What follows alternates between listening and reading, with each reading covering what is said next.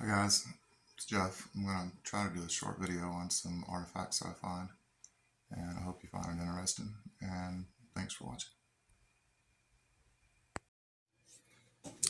Okay, so I'm pretty sure these are going to be really difficult to film, and just to talk about them a little, a lot of people are looking for arrowheads, spear points, knives, axes, um,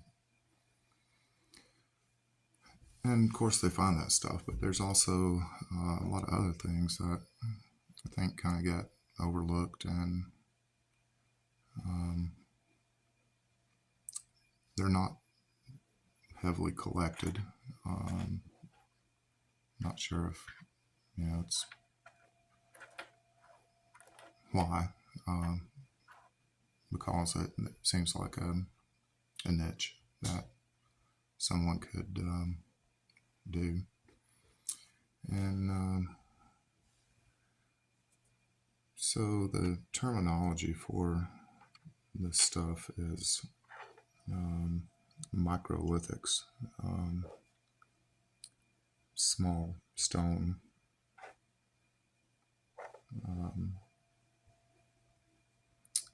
tools. I used to find a lot of chips, flakes, and odd stones while we were looking for arrowheads, and I'd bring those home and start looking at them, and came to realize that most of these pieces are used for something, one thing or another.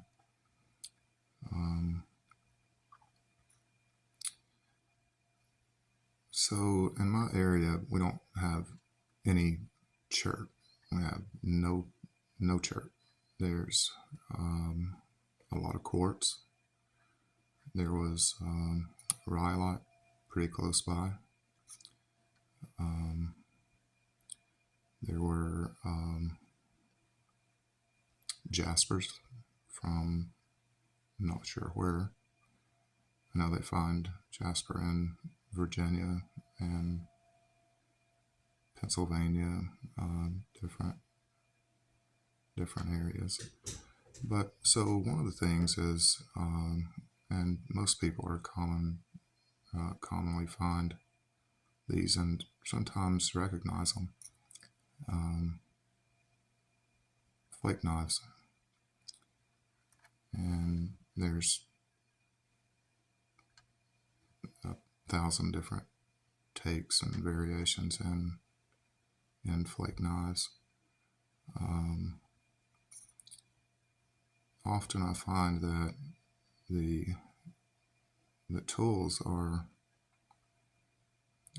even though they're small, are something that would be useful.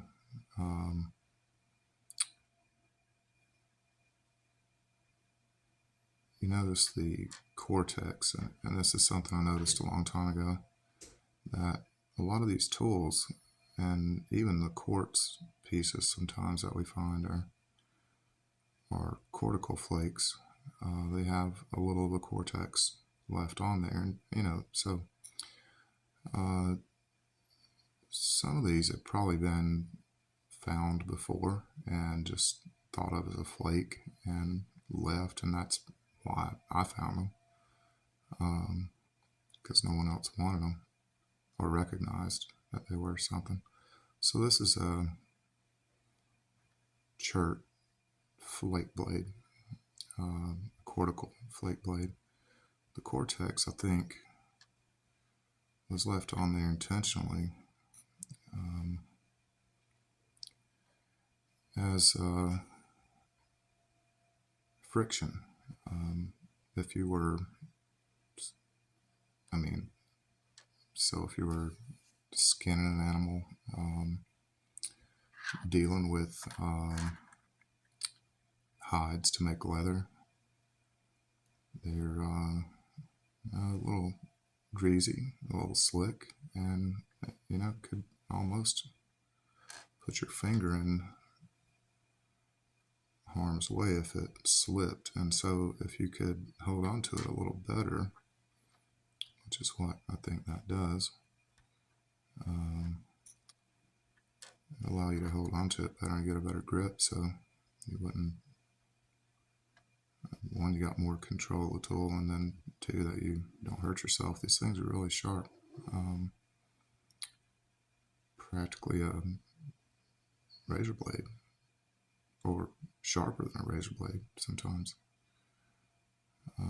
The reason I mentioned that we don't find any chert here is because a lot of these small tools are made from the chert. It was brought in from all over. I live in western North Carolina, and I find stone from a big area of the United States. Stuff as far as away from as Ohio, Kentucky, often. And so the flake blade that we just looked at, this is another one. It's a different type. This is considered a lancet. And this piece doesn't have a lot of work on it. It has a little wear, but one of the distinguishing features in a blade like this is the length in the edges.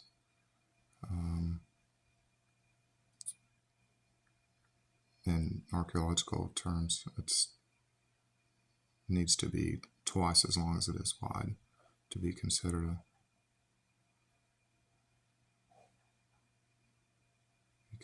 that tool. This is a sharp little piece of rhyolite, high quality, smooth stuff, which isn't as common. Super sharp. Another thing that's overlooked quite a bit are gravers. Gravers are tips that are made into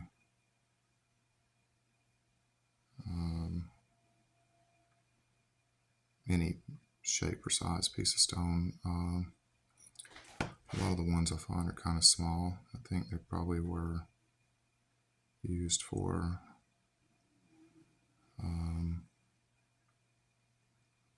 probably more often than anything else, I think, in sewing leather to put the holes in the material before you sew it. Could be used for a lot of different things. Some are used for scoring antler or bone before it's, and then once you get a groove scored into it, then you'd simply snap it off.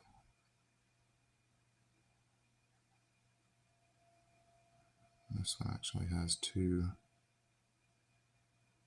or more graver tips.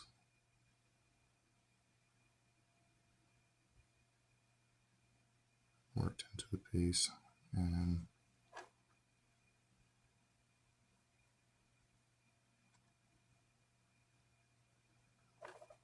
use something like that. I do find some pieces that are probably like awls or drills, small, tiny, handheld tools. This one's uniface on one side.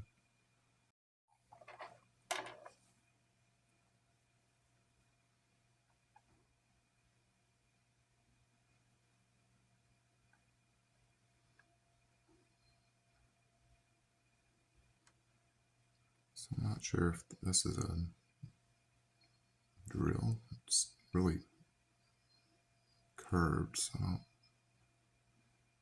see how to drill very well, but possibly an awl. Then you can see the cortex there also.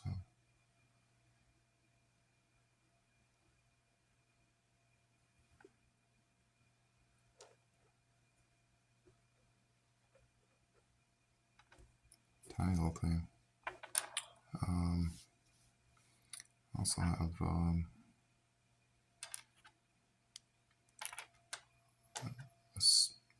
not a typical small one. I think is maybe a knife uniface, maybe double uniface, and of course again there's the cortex. I think this piece was held like that, and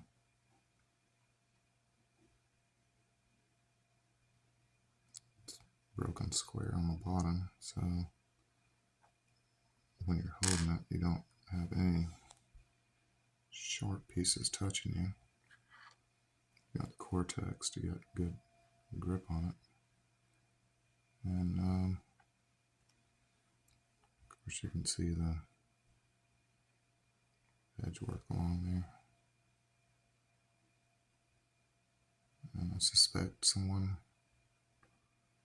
really liked their little tool and used it till they were finished with it or lost it. And then I found it. Another thing I've noticed is a lot of these are really high quality pieces of stone. I guess if they were carrying it hundreds of miles and using it for currency, it needed to be something that was going to be useful. Blades could be taken off of. See how they kind of nipped the vocal percussion there.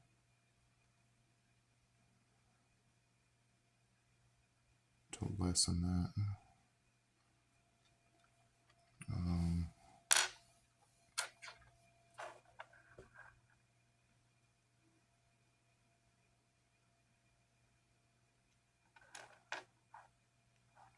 High quality stone.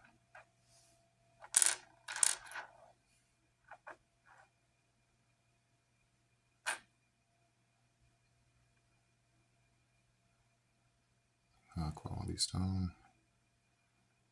This has tiny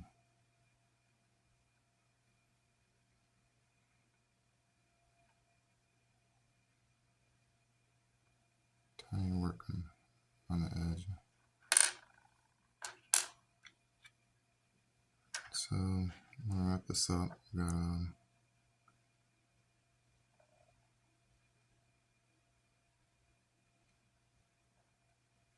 big day tomorrow and not a lot of space on my phone. So take a closer look at the chips when you find them. Bring them home, clean them up, and we'll get them close.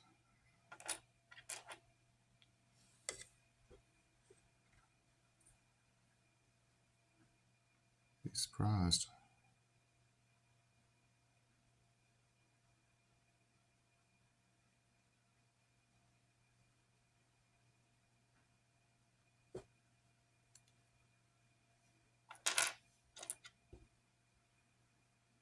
What you might find.